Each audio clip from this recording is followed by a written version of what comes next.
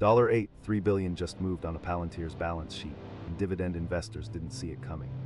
If you're holding Palantir for income, or you own similar government contractor stocks in a retirement account, the Q4 proxy filing reveals a cash flow trap that could cut your annual distributions by 30 to 50%. A $100,000 position yielding 2 to 3% generates $2,000 to $3,000 in annual income.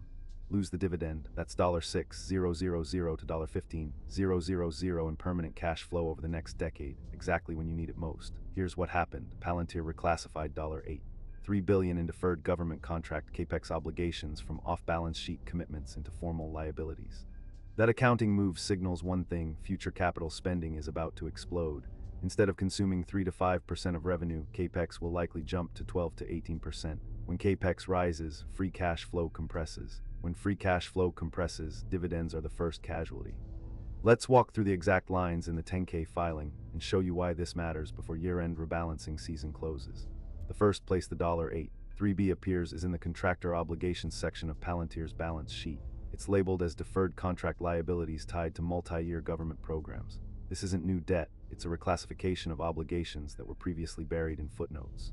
The SEC requires this transparency when contract structures shift from operational spending to capital-intensive build-outs. Why does this matter? Because cash flow doesn't lie. Operating cash flow looks healthy on the headline, that's the first trap. But when you subtract Capex, which Palantir now must spend at 12 to 18% of revenue instead of 3 to 5%, free cash flow drops 30 to 40%. Management faces a choice: preserve cash for operations or maintain the dividend.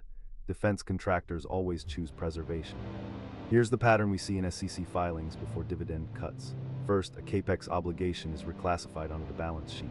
Second, management calls out higher near-term investment requirements in earnings calls. That's code for Capex surprise. Third, payout ratios begin to compress in quarterly earnings. By the time the dividend cut is announced, it's already baked into the 10Q data. Looking at Palantir's balance sheet trend, Capex as a percentage of revenue has already crept from 8% in 2022 to 1% in Q3 2024. The $8.3b obligation suggests the next step is 10 to 15%. That's a structural shift, not a one-quarter blip.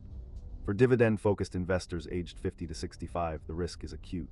You're relying on that income stream to fund living expenses or supplement Social Security. $100K position yielding 5% generates $2,500 annually.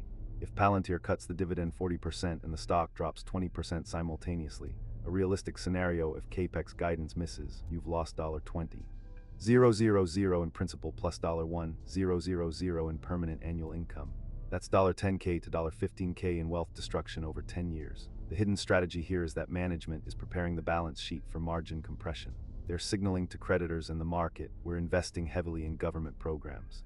That's smart for long-term growth, but it's terrible for income holders. The company is choosing growth Capex over income distribution. Before you hold, trim, or rebalance, check the 10K Capex guidance for 2025. If management projects Capex above 10% of revenue, the dividend is at risk. If they're guiding deferred obligations down, a sign they're funding Capex from cash, that's a yellow flag. If payout ratios in the earnings slides start compressing without explanation, that's a red flag. The full numbers and the implementation framework are covered in the deep version, details in the description. But the key here is, your safe government contractor dividend is holding a hidden cash flow liability that most investors miss until it's too late. If this changed how you view your portfolio, hit subscribe. I'm covering NVIDIA's hidden labor arbitrage margin trade in the next video, dropping Thursday. Ring the bell so you don't miss it. What's your biggest takeaway? Comment below. In strategy, the quiet observer wins.